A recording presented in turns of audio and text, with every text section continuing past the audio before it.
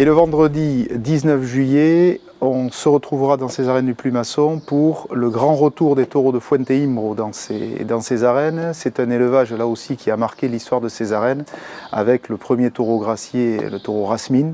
élevage de Fuente-Imbro qui est dans l'Encaste d'Omex, qui se fait de plus tauriste entre guillemets, même si la distinction ne veut pas dire grand chose, mais les taureaux qui ont vraiment du piquant, de la puissance, de la transmission. Élevage vedette et phare de la feria d'automne de Madrid, ce n'est pas rien. Première grande feria à Valence, c'est l'élevage triomphateur, donc Ricardo Gallardo et ses taureaux reviennent au premier plan de l'actualité. On est très content de les réaccueillir à Mont-de-Marsan 3 ans après leur dernière venue. Pour les combattre, 3 toreros spécialistes là aussi, notamment Miguel Angel Pereira qui s'est forgé dans cette ganaderia de Fuente-Imbro et qui les domine à la perfection,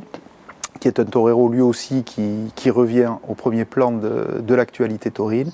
Et ensuite, 2 jeunes toreros révélations, Lopez Simon qui est connu à Mont-de-Marsan mais qui n'était pas venu depuis 2 ans à peu près, mais qui revient très très fort, notamment là aussi avec la première grande porte de la Feria de Valence, la première feria de première catégorie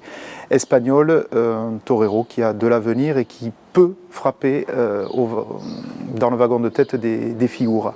Et une révélation des toreros émergents de l'année dernière, Pablo Aguado, qui est un torero sévillan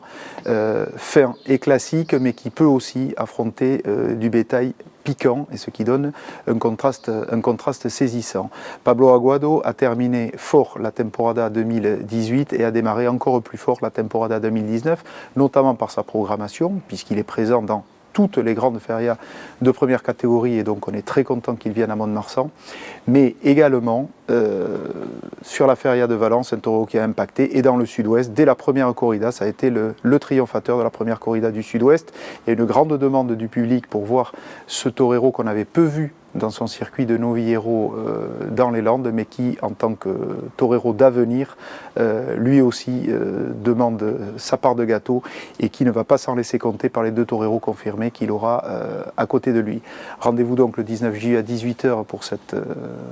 corrida importante de Fuente-Imbro. Vous avez toujours les coordonnées pour vous abonner et prendre les billets juste à côté de vous.